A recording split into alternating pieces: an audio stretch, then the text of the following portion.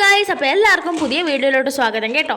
അപ്പോൾ ഇന്ന് നമുക്ക് കുറേ ബ്രെഡ് കിട്ടിയിട്ടുണ്ട്. കുറേ ദിവസത്തെ ആഗ്രഹം ഇന്ന് നിറവേറ്റാൻ പോവുകയാണ് കേട്ടോ. അപ്പോൾ എന്താണെന്നല്ലേ, അപ്പോൾ നമുക്ക് വീഡിയോയിലോട്ട് പോയാലോ. ഫസ്റ്റ് തന്നെ ബ്രെഡ് എടുത്ത് 4 സൈഡും ഇതുപോലെ തന്നെ മുറിച്ചെടുക്കുന്നുണ്ടേ.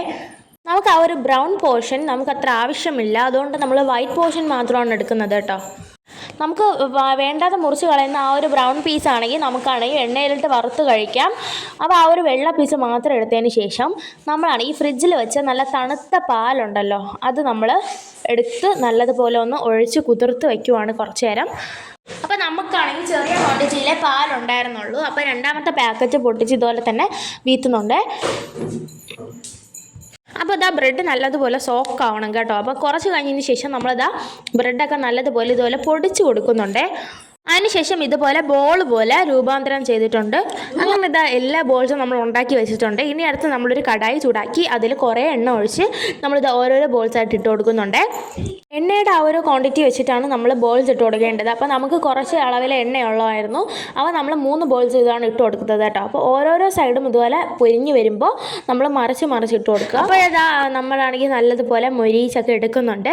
ഇതാ ഇതുപോലെയാണ് നമുക്ക് 3 ബോൾസ് കിട്ടിയിട്ടുള്ളത് കേട്ടോ. നല്ല റൗണ്ട് ഷേപ്പിലാണ് നിങ്ങൾ ക്ഷമയോടെ ചെയ്യുന്നുണ്ടെങ്കിൽ നല്ല ഷേപ്സ് വരും. അപ്പോൾ നമ്മൾ പെട്ടെന്ന് ഇതുപോലെ ഒന്ന് ചെയ്തെടുത്തപ്പോൾ ഇങ്ങനെ ആയിപ്പോയതാണ്. അടുത്ത് നമ്മൾ ഒരു ഇതുപോലെ തന്നെ പാത്രം എടുത്തിട്ട് അതിൽ കുറച്ച് പഞ്ചസാര ഇട്ട് ഇതുപോലെ കുറച്ച് വെള്ളം ഒഴിച്ച് നല്ലതുപോലെ ഒന്ന് മിക്സ് ആക്കുന്നുണ്ട്. ഇത് നമുക്ക് ഷുഗർ സിറപ്പ് ഉണ്ടാക്കിയെടുക്കാനാണ് കേട്ടോ. അപ്പോൾ നമ്മൾ ഫസ്റ്റ് ഇട്ട ക്വാണ്ടിറ്റി അത്രയും പോരായിരുന്നു പഞ്ചസാര, അതുകൊണ്ട് തന്നെ നമ്മൾ വീണ്ടും ആഡ് ചെയ്ത് നല്ലതുപോലെ മിക്സാക്കി ഒന്ന് മിക്സാക്കി കുറുക്കിയെടുക്കണം കേട്ടോ. അപ്പോൾ നമ്മൾ ഉണ്ടാക്കി വെച്ച ബോൾസ് അളവിൽ കൂടുതലും ഷുഗർ സിറപ്പ് കുറച്ച് കുറവുമായിട്ട് കിട്ടിയിട്ടുണ്ടായിരുന്നു.